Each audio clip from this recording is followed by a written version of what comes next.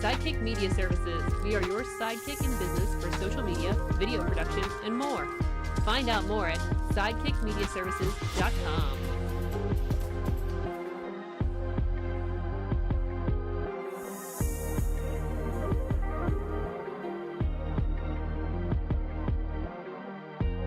Hello friends, I'm Grippel in the Mainstream Media. And I'm the Riz. And you know, Riz, it takes years of strenuous, dedicated training before you're worthy to step inside a professional wrestling ring. But it takes even more time to develop complex, highly astute opinions about professional wrestling. Am I right? That is correct. Do you know where we can find that? Yes, In the Wrestling Ham. that's right.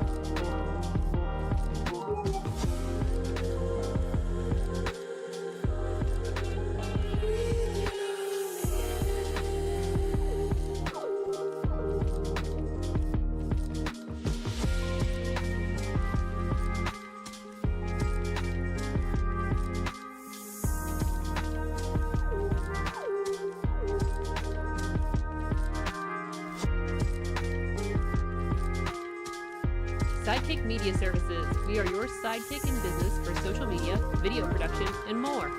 Find out more at sidekickmediaservices.com.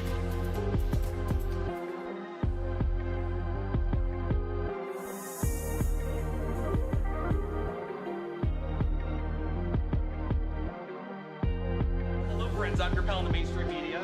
And I'm the Riz. And you know, Riz, it takes years of strenuous, dedicated training before you're worthy to step inside a professional wrestling ring. But it takes even more time to develop complex, highly astute opinions about professional wrestling. Am I right? That is correct. Do you know where we can find that? Yes, In the Wrestling Ham. that's right.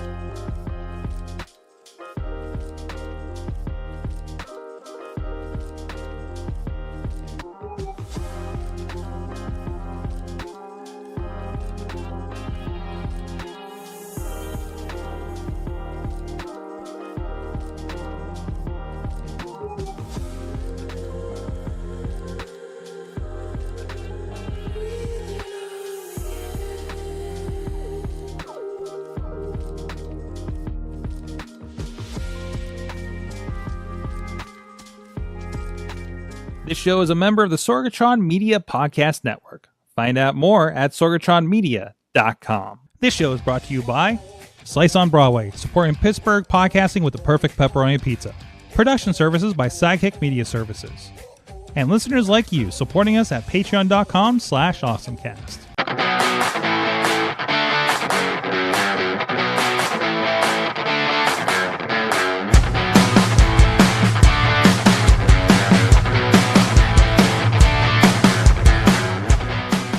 It's time to get geeky, get awesome. It is the AwesomeCast. I'm Mike Sorg at Sorgatron on the social medias in the Sorgatron Media Studios in Pittsburgh, Pennsylvania. And I didn't even test. Do I have the? Yeah, look at that. There's a tree over there. Ha! That's my Christmas shot.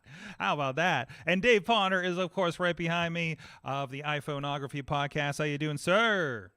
Doing good tonight. Doing good. And we're still not under the paywall. paywall. At least this part until later when we are.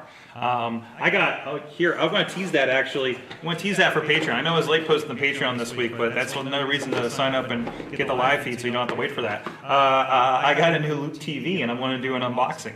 So, and I'll explain what the heck a loop TV is when we get to that. I know I talked about it ages ago on the show when we got the first one, and we got a little reboot of it. So we'll get to that in a moment. But anyways, let's get into the...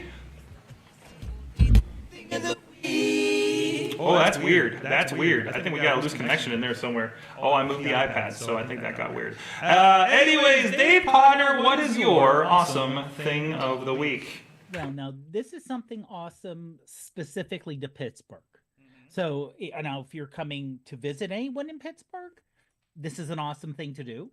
The University of Pittsburgh, in the Cathedral of Learning, on the first and third floors, have rooms decorated for different nationalities. And around this time of year, they're decorated for Christmas. So there's 31 rooms which are decorated for different nationalities.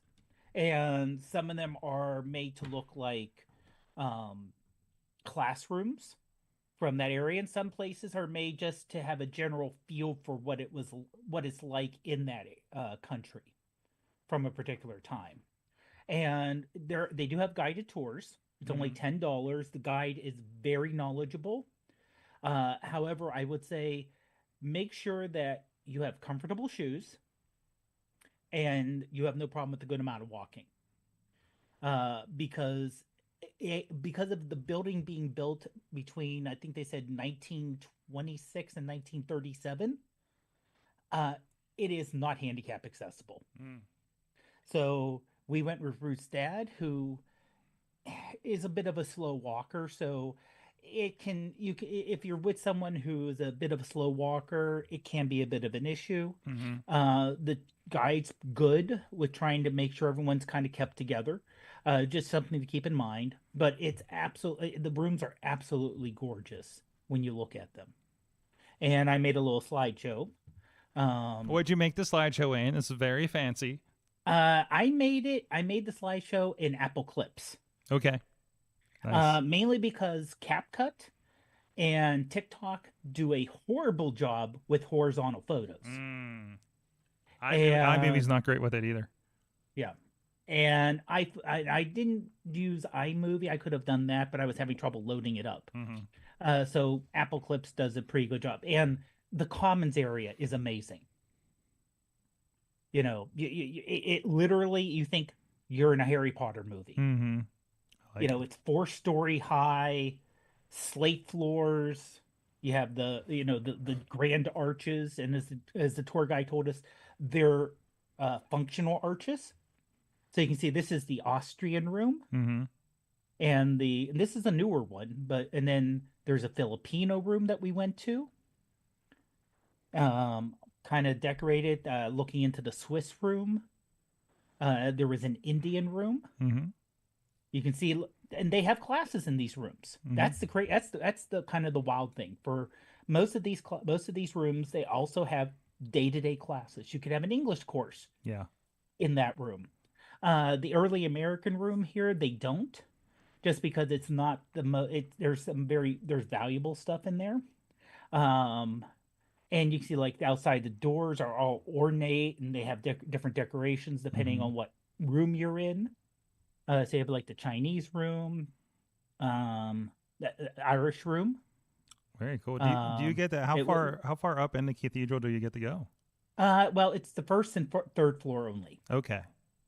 So that's where and really it's easy to do. I think you can go first to 30th floor just to kind of, if you just wanted to wander around. But certain floors are more of an off limit. It's 42 stories tall. Oh yeah.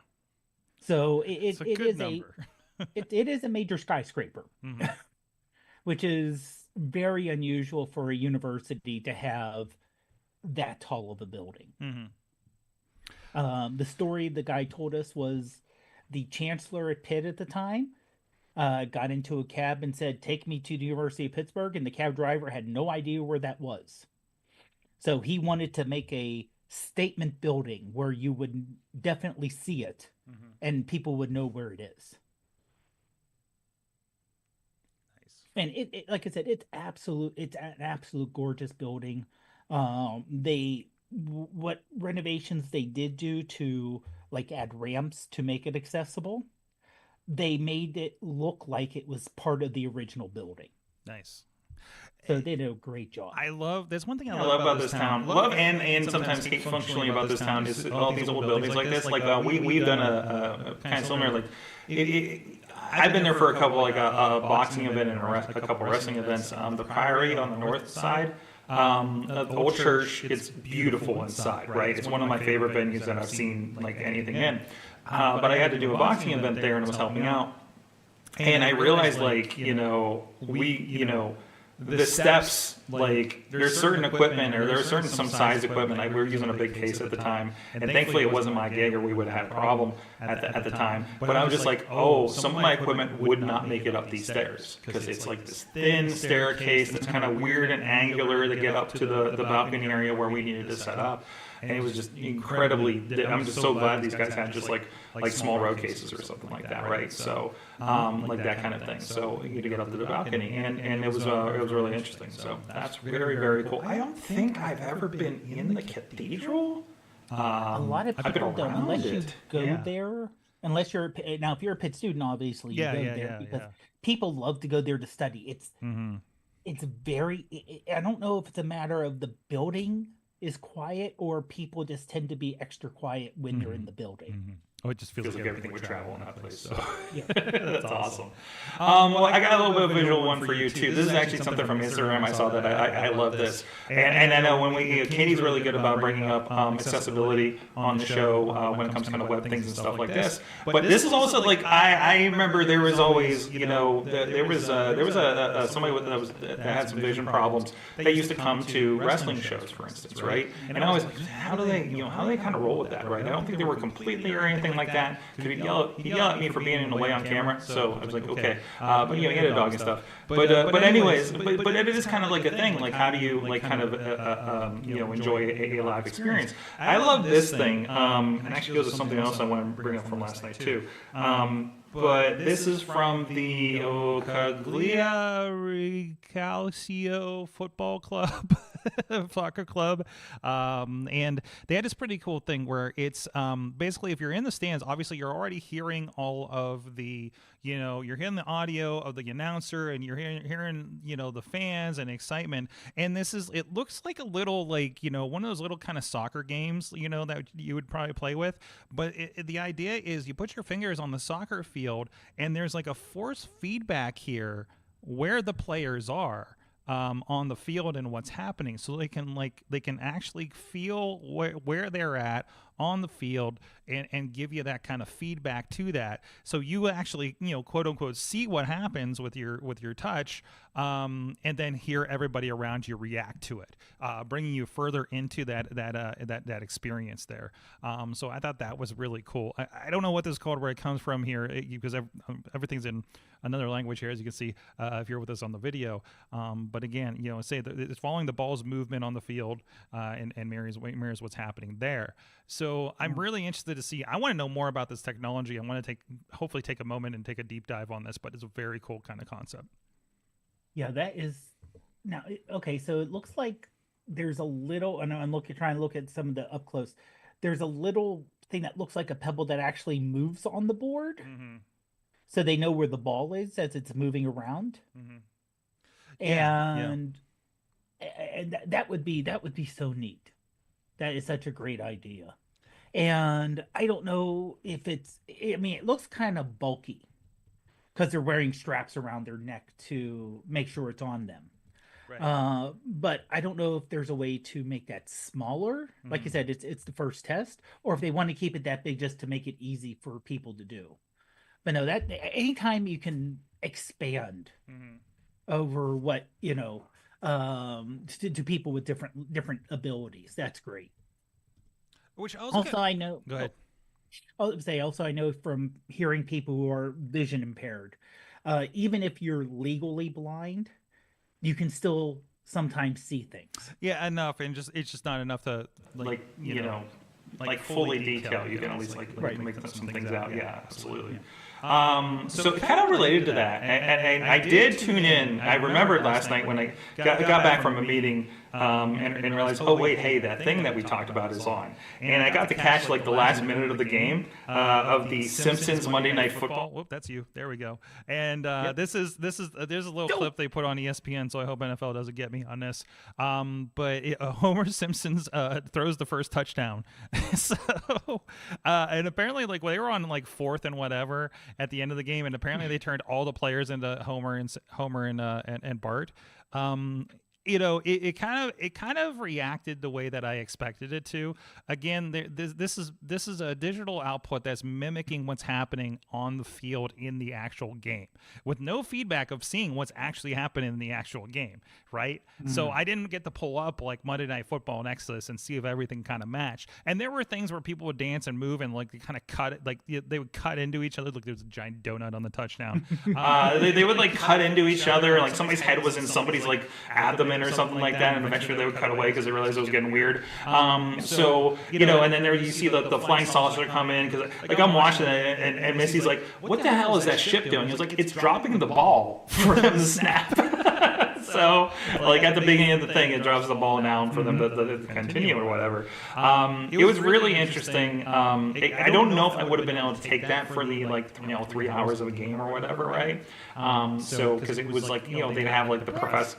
Like little bits come in that were obviously pre-planned and didn't have anything actually to do with the game. Like they had the professor coming in the corner and says, yeah, there's a 99% chance everybody will be stuck in traffic. And then they do a cutaway of a Simpsons eyes, Mr. Burns and Jerry Jones saying, oh, there they are in their box planning to take over the world. Like things like that, like little gags like that around it. So if you're a big Simpsons fan, you probably would enjoy this. If you're a big Simpsons Plus football fan, you're probably going to enjoy the heck out of this thing.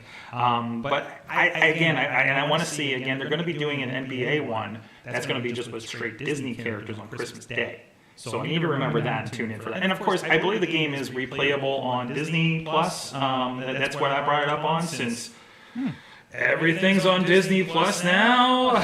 So because that kind of makes sense since when Fox Studios got split off from Fox News, that got bought out by Disney. Yep, it's so over. The Simpsons. So Lisa Simpson is a Disney princess. Yes, and they've been having all these terrible crossovers videos they've been doing on there. They're not good. They're not. They're just like, okay, we get it, Simpsons, But yeah, if you want to kind of check that out, there's now an ESPN tab. I am curious if you guys are getting, if you do not subscribe to Hulu and ESPN Plus or in a bundle or anything like that, are you still getting is it populating with everything that you can't access at that point? So I want to put that out there. I happened to recently, around the time they were doing this, get rolled into a bundle with my Fios that includes them. But I kind of avoid them because of commercials. But yeah, it's getting a little crowded, it seems, these days over here. So I didn't know if you guys are experiencing that too. Can you watch back football games? Oh, you can. There is a replay of the Simpsons One Day Football if you're looking for it on the app. Okay. And I think that is available to you. I think that was available to you if you had ESPN Plus and or Disney Plus. If I'm not mistaken, I'm pretty sure it was available to both of you. Again, let me know if you're one way or the other and kind of seeing that. I keep getting this keeps. Yes, I do want to watch this, but not right now. Yes, I do want to watch the Muppet Family Christmas from 1987. Yes, watch out for the ice patch, guys. If you know, you know. Sorry, I've been reliving my childhood and watching a lot of Muppet movies lately. So, anyways. So that's my awesome thing. Again, I'm not a regular sports ball watcher, but I love seeing the technology around sports always fascinates me. What is that thing that sense? And especially considering we're actually talking about tracking mechanisms for some of the stuff we intend to do in the near future for video for some of these projects that we're working on. So I'm very interested to see, obviously, at the higher level, what are they doing? What does this look like? I would definitely watch NASCAR for like 10 minutes if I'm flipping through channels because they have those little pointers that point at the cars and everything. I'm just like, how do they do that? right? And I want to know, and I know it's all positioning, and they have cameras and sensors and all that kind of stuff. Kind of like the same thing that detects your face when you open your iPhone, right? Without actually taking a true picture of you, right? So no, that's very, very cool. So go check that out, and some really cool things. I'm hoping I can find a deeper link for that soccer thing too, because I'd love to know a little bit more about that tech. Again, like, okay, we just got a tracker on the ball. How's that work? How's that sense that? How accurate is it? And they're sending that signal to multiple of these. They had like three people like sitting beside each other with this thing. So no, that's very cool. Very cool stuff there. So because you put a sensor on the ball. You would have to, it would change the weight, the balance, the whole thing. So that's where a lot of sports players don't like for football, to determine where the ball goes. Did they make the first down? Did they get a touchdown? Did the nose of the ball cross the imaginary plane of the goal line? Well, you could, if you had a sensor in the ball, determine that 100%. But then you're dealing with something that's thrown and kicked. Then you're dealing with balance and what's it on there and everything else. It's the ongoing debate, right? We often see cited when this conversation comes up that, there's an AI score line judge in tennis, for instance, that has been, I think it's regulation now, right? So it'll be interesting to see how the game continues to change with technology, so that's nothing new. So now that is our that's out of whack this week. Thank you everybody that is supporting the show over at patreon.com/awesomecast, including our friends Cynthia Klosky, Michael Fedor, John DeGore, and Dave Potter. That definitely needs a voice thing. We should see if Kid will do the voice thing for all of our patrons, maybe. But I'm actually going to ask. That's my New Year's resolution, to actually ask for things instead of saying I need to talk to somebody and then not do it. Anyways, you guys support the show. We got a live Patreon, and we go on live about 10-20 minutes early, and sometimes it's just BSing, sometimes it's just me kind of contemplating things. Sometimes it's just me listening to Snoopy lo-fi Christmas music. And catching up with whoever's in the studio. So intern John is on the ones and twos in the chat rooms. If you're joining us live or catch us afterwards or catching us via the social medias, did a great job the first week. Good to have you back. I think you're off the next couple of weeks for the holidays, correct? I can actually be here next week. Oh, next week's the party. So perfect. So excited for that too. So we're going to try to get some more people in here for AwesomeCast. We're going to do our predictions. We're going to do that whole thing, I think, next week.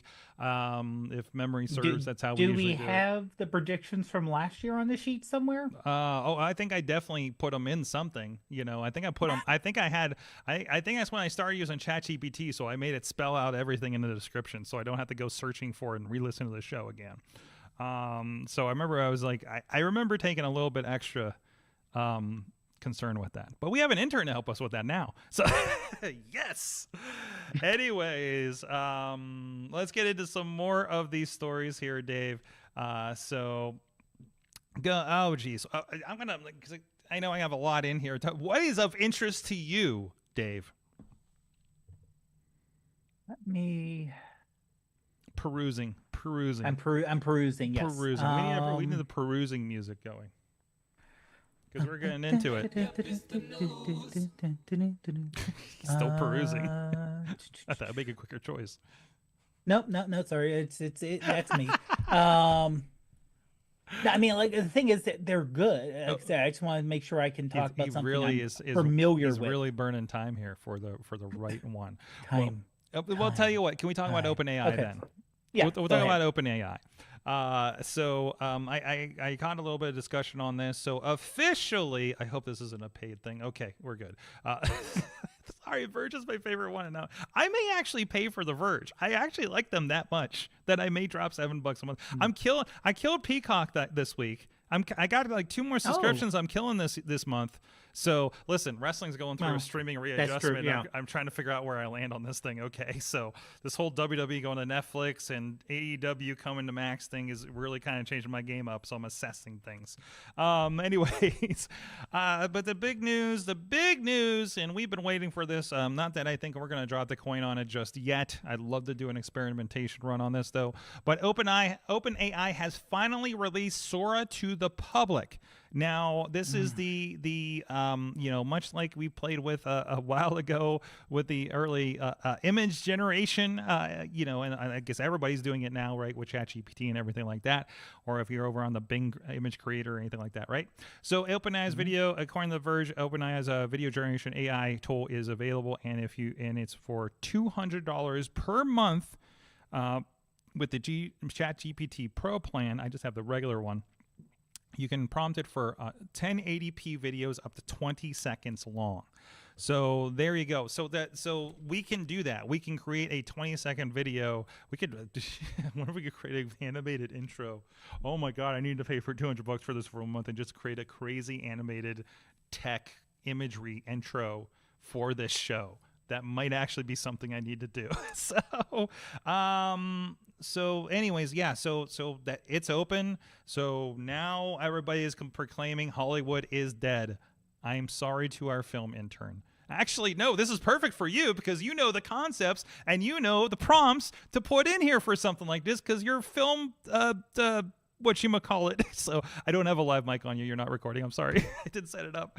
But still, like that's a pretty, I think this is an exploratory phase now. Don't go Coca-Cola and make an entire commercial out of it. But which was that was a very interesting choice to do it this early in the game when there's so much discussion around it. But I guess that's what they do. But I'm really curious if that, how much money did that actually save them versus a typical computer generated, polar bear. You still got to sit there and iterate and edit this thing and do all that kind of stuff around whatever it sends you out, right? And edit around the weirdness and all that. So it still takes time and it still takes editing. So I'm really kind of curious what that looked like. I'd love to see the cost benefit on that, which I'm sure they'll never release, unless it was actually part of a case study. But yeah, so that's part of it there. I didn't see if there's a limit as far as, okay, you can, it comes with unlimited generations and up to 500 priority videos while bumping the resolution to 1080 and the duration to 20 seconds. You can, with the GPT Plus subscription, you can generate up to 50 priority videos, 1,000 credits, at a resolution of 720. Is that what I'm at? And that's 5 seconds. And that's 5 seconds. But that's still something to play with here. Right. And then you get the $200 Pro, and that's where you get the 500 priority videos. Mm-hmm. And that. So now, if you only want to try like little 5-second videos, and I would say even if you're interested in this, I don't know what the output of this is, but if you're looking for longer content, you could do multiple 5-second videos and put them together and get longer. Like for an opening, you could have like a 5-second snippet, 5 second, 5 second, and then download them and put them in something else and put them together. Apparently, I had not seen the part where that ChatGPT Plus, because everybody I was listening to was talking about the $200 version, right? Because of 1080, because that's the minimum you'd probably want to do. Mm-hmm. How do I access this? Because apparently I have this. So I'm going to explore that a little bit here on the side because I just came across that bit. You have to go to Sora.com, it looks like. Sora.com, okay. And we're in there, and I gotta log in. Account creation is unavailable. That's good to see. Well, the thing is, further down in the article, actually not further down, but in one of the things beneath the article, the little additional bits they have, they close the application shortly after launch. So apparently, so many people signed signed up. Sasquatch and Gray. Yeah. So here's some of the samples on their front page here. The puppies look interesting. So these are all generated in AI. There's a nice kind of roll around of there's two. Wait, I love the sumo pandas though, panda and bear situation there. I mean, they look pretty incredible actually. So, I mean, there's definitely a little bit of uncanniness to them. Office cat, for instance, is kind of interesting. On the left, if you're with us on the video, this lizard on a bed. So I mean, I feel like the biggest opportunity is just to make the most surreal thing possible. Snow monkey, the snow monkey enjoying a warm bath there on the left. Where's the snow monkey? Right there's the snow monkey. Right. Warm bath snow monkey. Look at him. He's just enjoying it. So I can log in and just apparently you log in with your account, but it's still you still technically create a new one with the Sora kind of situation. Yeah. So it's that'll open up, I'm sure, here in a little bit. They're probably just overwhelmed on this, which makes sense. So you have a bunch of people, not necessarily with the pro, but with the premium. And I think that's just saying, I'll give it a try, and then the shock headline is the $200 price tag, right? Yeah, per always. month. But you obviously do have access to play with a $20 a month thing that I think most people I would know that are into this have, right? I am, oh my God, I just really... I know some businesses that have been playing with ChatGPT and have been having some really peculiar results. I'm really curious what happens when they get into this. But we're gonna poke at this. I'm gonna if I get in on this thing, I'll put some options out there. I'll put some experiments out there, and you know what? I want to filter it through my wife because she's so much better about these detailed outputs, right? And I'll throw her at a couple of these things and see if we can get anything kind of functional, So maybe make a nice little weird animated intro for the wrestling logo or something like that. So I would say that we're going to, just like when Photoshop came down in price and it became a little bit easier, other things similar and you saw a whole bunch of low quality photo manipulations when they first came out because anyone could do it. You're going to see very similar. You're going to see some really weird stuff coming out. Yep. But that's the fun thing of early things coming out. I mean, remember the images were so disturbing when they started with the extra fingers and everything and extra limbs sometimes, right? So I mean, that's part of it. That's part of experimentation. I mean, it's just like cloning. It's just, sometimes you get an extra limb. But it happens faster, and nobody entirely gets hurt. So sorry, a technical question came up that was semi-urgent, and I need to get at that in a moment. But in the meantime, let's talk about. You know what? I did find something I'm interested in. Yeah, here. what do you want to talk about here? The YouTube AI powered dubbing is available to many more creators. Not everyone, but that is interesting to me. And that's one I just saw pop up too. So I'm just kind of learning the application of it. So it just says you have to be in the YouTube partner program. So for us normals, we probably don't have access to it, but saying it's a good idea. Honestly, I'm really interested. Also, if they expand this out to people not in the partner program, because I make videos for my work that are tutorials. And we post it to YouTube, and we call them Mobilist Minutes. They're only 2 to 3 minute long little help features. And we do have customers in South America who do not speak English. And it would be great to translate this into Spanish. Because right now, the way we would have to do it, in the program I use, Guide, it does have a translate button that I tested, and it doesn't work good. It does a more literal translation where if you're trying to explain something, you just can't substitute word for word. You need someone who knows the language and can put things in context. So something like this would be a great help because right now the only other option is that I do have a coworker who's fluent in Spanish, so she would have to re-record all the videos and do voiceovers for all the videos, which is a pain.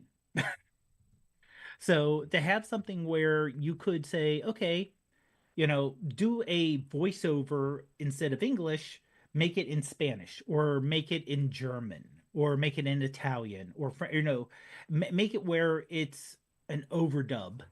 Now it does say that if you're starting in a non-English language, you can only go to English.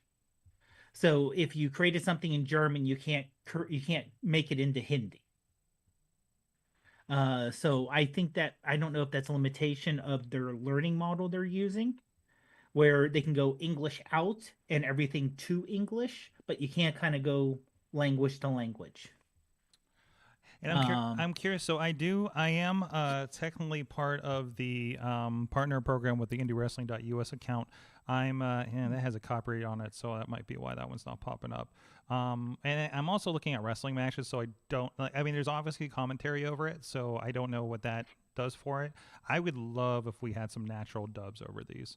My question is this something that you kind of pick, as in like you pick the Spanish kind of channel on your TV sometimes for the SAP, or is it something that kind of naturally happens? So I'm looking at this and I'm not seeing anything yet, at least in my version. No, this video is not made for kids, definitely not. I'm not seeing anything in the editor or anything for that just yet either. So I think because they show one where it's a sample of an overdub of a French video into English. Okay. And it looks like if you hit the gear, you go to audio track, you have the option between French, original, and English. If by hitting the gear down below and then audio track near the top. That makes sense. So I can go to the French version and then it's in French. Right. So and the English, it sounds like a AI generated voice. Yeah, they said it doesn't sound too human. It's not yet natural, but it's functional, right? It doesn't do anything for the text on screen. All this happy world before plunging our potatoes into it.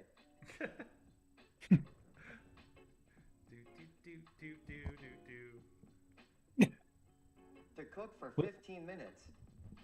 But still, like it's. Oh yeah, it's still. I think it's better the than same nothing, music, yeah. right? It's still better than nothing. It gets it across. It's the same music, and I know I'm very. One thing I've liked that YouTube has done is it doesn't always do this. I think it depends on the nature of the video.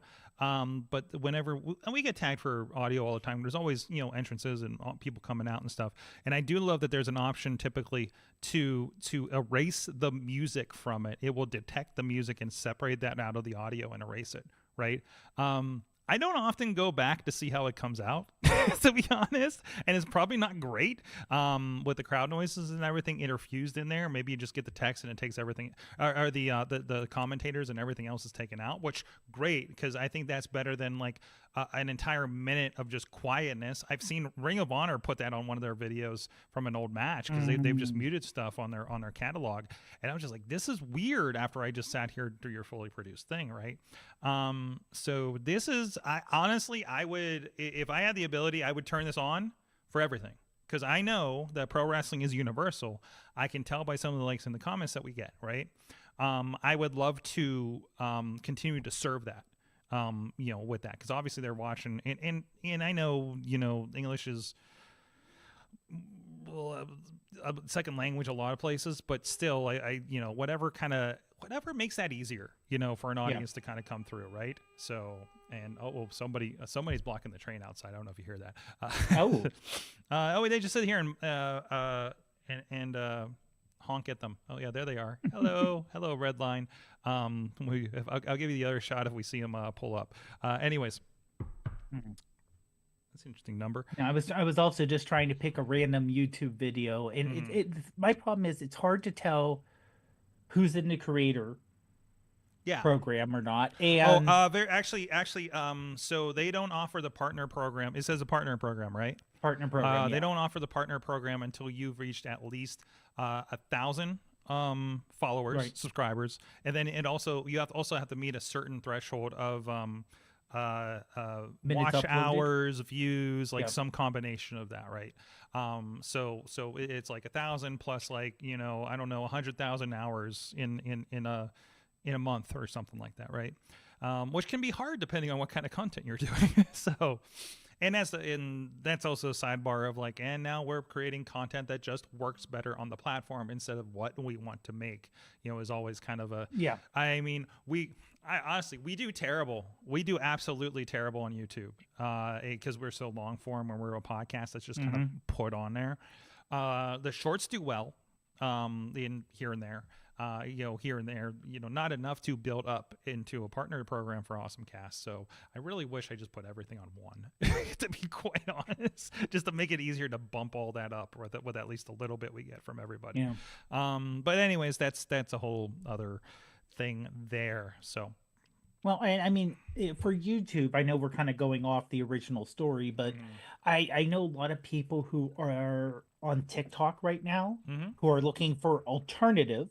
Yes. Since the ban was not shot down in that. I do not envision a world where TikTok will fundamentally go away. No, but people are still doing like, but I'm saying, but they're everybody being should, smart. Yes, Yeah. you should always be shoring up and Right. cross-pollinating platforms. Absolutely. Right. Well, not only that, but there's one thing I listened to, Cafe Latte. That sounds delicious. It's kind of hard to explain, but just to say, their videos are normally like 3 to 7 minutes long, which is perfect for TikTok. However, it's too long for Instagram. Is this the perfect coffee one? No. How to make No. the perfect latte? No. I want to know more. It's cafe, as in CAFAE, Oh. as the mystical characters, the Fae. Cafe latte. Oh, okay. But I'm even more interested now. She literally, the creator came on and said, I'm trying to figure out what to do because they're really too short for YouTube. Are what they? she's doing? So what she's doing, she put compilations in. Mm-hmm. So every like 2 weeks worth of episodes, she'll put a giant compilation and she'll publish that. That's what creators need to do, though. Like Right. I look at, there's the podcast and people listen to it on that platform, but I also look at the like shows like this as a content generation machine for these small clip culture, whatever you call it, TikTok culture, Reels culture, kind of thing. We still don't play the game the way we should, but we definitely do get more people looking at the clips of the show, sometimes more than the show. But also, it's like, well, if we get an audience because they like what, I'm never listening to Pat McAfee, but if there's a funny clip on TikTok, I'm going to like it. Right. Yeah. So, but now you diversified, your content generation game a little bit here, and you never know, maybe at a certain point we make things exclusively for TikTok or TikTok style things. Right. Hey, that's what the whole point is for us to play here. Exactly. Yeah. But I mean, it's really the push from a lot of creators saying, I like TikTok. I'm hoping it doesn't go away, but I have to prepare because this is an income stream for me. Absolutely. So I have to prepare. What do I do? And like I said, a lot of the little skits and stuff are, 3 to 5 minutes. Well, you can't go to Instagram because they lock you down. Same thing with like Facebook. The same thing with the shorts there. They're, it's like, oh, it's 90 seconds, too long. And then you go to YouTube, you got YouTube Shorts where it doesn't have the traction. So they're again, it's experimentation of this is happening out of our control, but what can I do about it? And I need to prepare now instead of waiting for January, 19th. I mean, it's just a reminder, make sure you have a home that's not dependent on these. Cause even how many people have had random, I was listening to a thing on Office Hours Global today where somebody was they were doing an online radio situation, and they said because of the comments in their YouTube, they kept getting strikes on there. So I which I haven't heard of comments leading to it, but like content. If we talk about the presidential election, let's see if it happens now. There's usually a thing that pops up at the top of the video, says da da da da da da da, like it's a fact check thing. But Twitter does that, and other places do that now and stuff like that, right? But it's interesting because this video is already transcribed just as it's going out the door, and they're making decisions on that. Like I one thing I make the mistake on. God, we're just going deep baseball on the inside baseball on this, but I don't, because I notice a lot of the big creators, they go in and edit the text and everything when they use the F word, for instance, right? And there's like something like it was a rule for YouTube or TikTok: don't swear in the first like 15 seconds of a video or something like that. But the clips we're putting out, I'm kind of doing an auto generate thing, and just for expediency.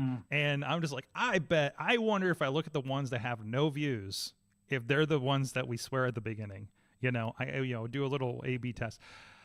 Anyways, let's hear more there. Otherwise, diversify your stuff. If you're a content creator and really serious about it, and you do have some traction on the platform, I know it's hard to, like, if you have traction on one platform, you need a second, or at least a .com, or something people can find you when something potentially takes you down. Somebody else I was just dealing with, they had their stuff taken down.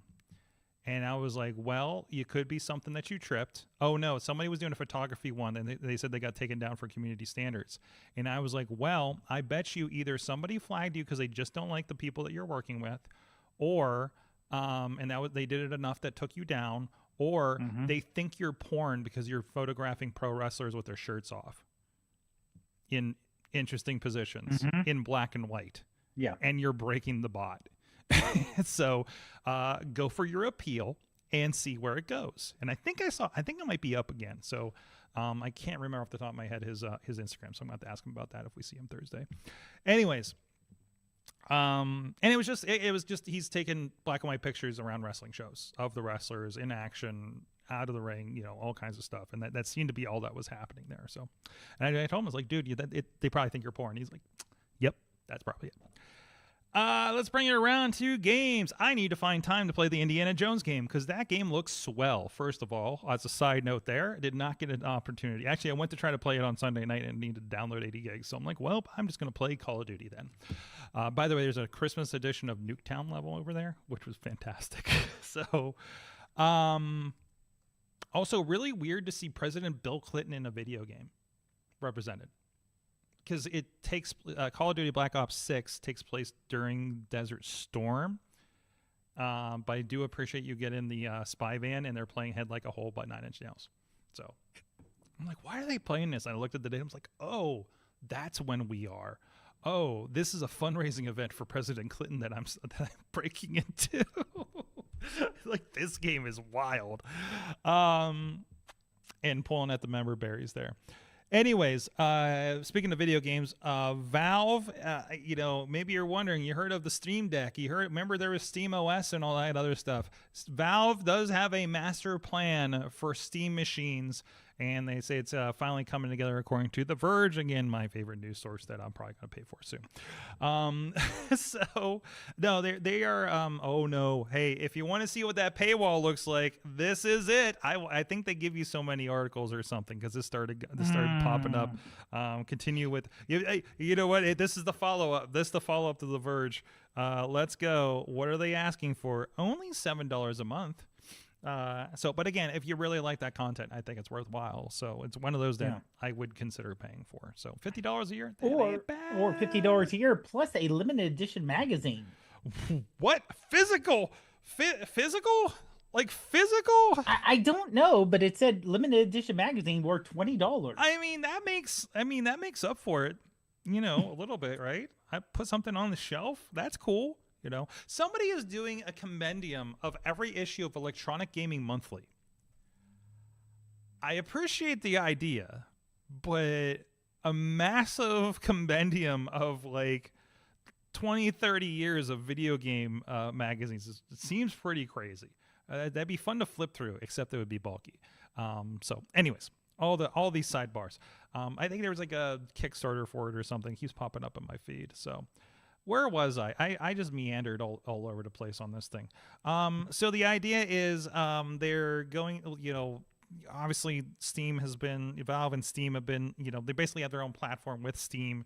I feel like it's the de facto thing that you buy your games on for most people. I know Epic Games and GOG.com that we talked about last week with the Warcraft old school versions, for instance, we're looking at, they're nipping at the heels a little bit, or at least every time I touch this, it goes to the subscription. But the idea is they are looking to put out a Steam controller too. They are doing looking to do a living room console in the near future. They also seemingly, they were in a rumor territory. I apologize. I try not to do that. But they're looking for third-party Steam OS hardware partners to create some things around that. And SteamOS was the Linux, is a Linux-based operating system that they were running the Steam Deck on. Running on the Steam Deck, excuse me. So, and you can play around with a little bit to play some games that are not fully compatible. That's why there's a compatibility list, because they basically need to convert things to at least like an emulation layer. My brother knows more about this because he has a Steam Deck and goes really deep into this stuff. So, and turns out he commented on this post as well. So, my brother Matt, Lord Sorg, on the Twitch streams, if you want to go check that out. By the way, he finally put together his 1UP tower. I shamed my brother into putting together his 1UP arcade machine because it's at least 2 Thanksgivings it's been sitting there in the box. I'm like, Matt, why don't you set that thing up? He's like, well, we don't have room for it. I'm like, well, there's room right there where the box is. That thing doesn't get very much bigger than what the box is. I've seen them. And then he sent me a picture like 2 days ago. And it's just like sitting in the living room. I'm like, yes, no, I'm doing on Christmas. So anyways, Steam's, he says, he's saying the Steam OS is so close as well. Pretty sure one of the things that kept it back was driver support, specifically NVIDIA drivers, of course, on Linux have been a problem. That makes sense. Also, he's pretty interested in the Steam controller successor as somebody that does it. And again, he has one of the first generation Steam Decks. I think he had it on the pre-order, right? It's very, so I've had my hands on it a couple times. It's bulky. It's probably 2 to 3 times thicker than a Nintendo Switch, if my memory serves. But the nice thing is you can do all the Steam stuff, but you can also bring in like the GOG.com stuff. I think some Epic Game downloads, the Game Pass streaming, NVIDIA NVIDIA Now streaming, things like that. So that's something to look forward to. So is this a big competitor? I don't know, because are these things going to be powerful enough? We keep seeing the specs on this Indiana Jones game, has been making the rounds, and everybody's like, this is the minimum specs if you want X and Y, and ray tracing's required and all this kind of stuff. And I'm like, I'm just gonna play it on my Xbox Series S. I'm good, guys. So, and it's including Game Gas, so I'm really good, and it's like an 8-hour game, so I'm really good not paying $70 on that thing. So if I saw it was like a 60-hour game, I was going to back away. But I think it's going to be a pretty, I think it's going to be like Guardians or something. It's very puzzle-based. Puzzle and fist fighting. And it's from the same... Sorry, I'm going down the rabbit hole because I've been really interested. I haven't been this interested in a new game that wasn't like something I buy all the time, like Street Fighter or WWE games. It's from the same group that did the old Riddick games, Escape from Butcher Bay, which was one of the originally lauded... I think it was on the original Xbox. I think that might be the second one. Either way, so really, really good kind of converting a movie into a side story video game like this, right? And so some people that are really good at that. And also, I'm very interested in Tom Baker is the voice actor for that's mimicking Harrison Ford a little bit. I thought it was damn Harrison Ford until I started seeing the interviews pop up on TikTok. It's been wild to just listen to him talk about the process of like, well, I'm Harrison Ford, but I need to stop trying to be Harrison Ford. I just need to be in the thing. And I'm just like, it's got me so into like, I got to play this game. I love Indiana Jones. Really enjoyed the last movie at least. So, and Last Crusade is I love when people are reviewing this. They kind of like get their thoughts on old movies, and they said that Last Crusade is the perfect Indiana Jones movie. And yes, absolutely, I watched that over and over again. Anyways, go play Indiana Jones if you've got Game Pass, I guess is the thing there. Where was I going with that? Side Well, note. just that Go it ahead. was just what you were into and whether you could play it on the Steam Deck or if you're probably just going to play it on your Xbox. I think that's where. Yeah. Like if you had a Steam OS or whatever, right? Yeah. I also want to give a shout out to I believe it's Luna, is Amazon's streaming platform. If you have Amazon Prime, go to Prime Gaming. First of all, you could be getting free games. They have the weekly 2 to 6 free games. That's either through their download. They're all PC games. GOG.com, Epic Games, a lot of that pops in there. But if you then go to Luna, after you've done that for a few weeks, they're starting to bring in, first of all, if they're a free game through Amazon Prime, and you'd have to download Amazon Prime Twitch downloader and download the games out of that in order to play them, right? And again, I don't have a computer kind of available to just throw a bunch of games at like that, right? That's powerful enough to play a lot of the new ones. I have an old one that I'm playing Walking Dead, Telltale games on it, right? Streaming through my Apple TV. And it's just off in an office in my house. But anyways, we were having problems at the pay-per-view parties. We use a Chromecast, and I had the newest Chromecast before they went to the Google TV. And Dave, I think you've been here when we would just keep getting hung up, right? And I was like, I need something new. I don't know what this is. I bought a $20 HD Fire TV stick. $20. I can't remember if it was on sale. And I hooked this thing up. Haven't had a problem between Triller and Peacock through WWE, AEW pay-per-views whenever we have people over to the studio for them. But then I synced my Xbox controller to it and pulled up the Luna. I was playing Watch Dogs the other day. I'm like, dude, that is smooth. You wouldn't know. A $20 TV stick is playing a full, it looks like it's full 1080 game streaming pretty smooth through it. So I remember I had a beta of it, and I was starting to play Control back when Luna started on a laptop. I sat there for an entire afternoon and played as far as I could in Control before the trial went up. Luna's pretty, that's there. Game Pass is iffy, hit and miss here and there in comparison. I also think GeForce is pretty good too. But it's nice that it drops in there, you're right in it. It's kind of a nice positive.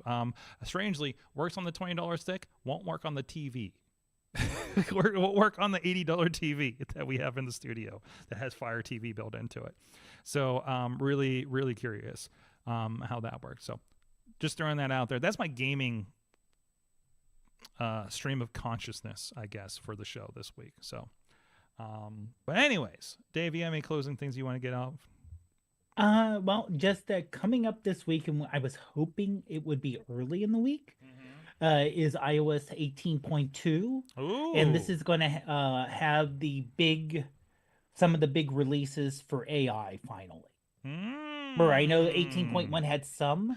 This is going to have, in the Notes app, you can write a description and it'll make an image. So more than the hilarious summarization of multiple conversations Exactly. that I've been getting. Yeah. And actually ChatGPT tie-in now. And more ability to say, look at this text and you can tell it how you want to rewrite it. Or if you have an iPad with a pencil, you can actually do a hand drawing and it'll convert that into a picture. So that's more coming out later this week. The weird thing is that the release candidate was last week, and release candidate 2 came out today. Okay. Which is kind of unusual to have 2 release candidates, but unless they found something. Some friends of ours are doing their jobs in testing. Which is, and again, I'm not complaining because I'd rather them catch it now versus, we just released this to 300 million or, a billion people and oops. I found the problem before we flew the plane, and I don't mind sitting on the tarmac. Exactly. Issue. Yes, exactly. because if you tell me that that's a problem, that would have been a problem if we were up in the air. That's where I'm at with that. So, a reminder, I'm going to do an unboxing of a Loop TV. What is it? We'll refresh your memory on that. That's going to be on Patreon. That will be under the paywall, so ignore that in a moment in the corner on the video. Dave Bonner, the iPhoneography podcast. Yep, pretty much prod everywhere on the socials. Yes, except for that one place. I can't remember which one. Probably the Anyways. TikTok. Yes, the TikTok. The one that may not be around in a month. The TikTok. See, it doesn't even matter. It doesn't matter. Just get your. And okay, to be clear, also when this happens, allegedly it'll just be taken out of the app stores, and you can still work it. But again, you're gonna start losing people here and there.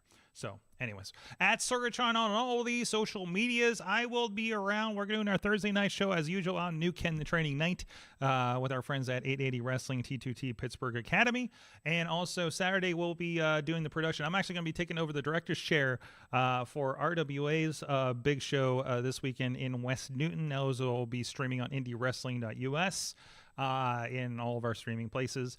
And well, Missy's going to California for New Japan. Ooh. That's nice. She gets to go to a warm place in Long Beach to do that in this weird pyramid that I almost lost my mind in a couple years ago. Anyways, I hope the headsets work because it did not that day. I think we're in like just a weird signal area or something, right? Anyways. And I think that's all the big stuff happening here. So stay tuned. Next week, it'll be our year-end predictions and see how we did. Christmassy kind of closeout of the year. God, it kind of snuck up on me a little bit. We didn't even write any songs for the wrestlers for next week yet for the other show. So anyways, thank you, Dave Potter. Thank you, intern John. And we'll be on the Patreon in the moment if you're with us here live. See you guys next time. You have been our awesome audience. Have an awesome week.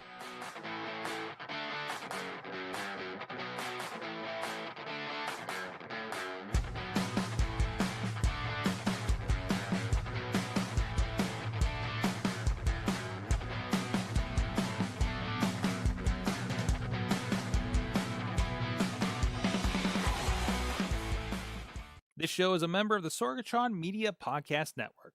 Find out more at Sorgatron.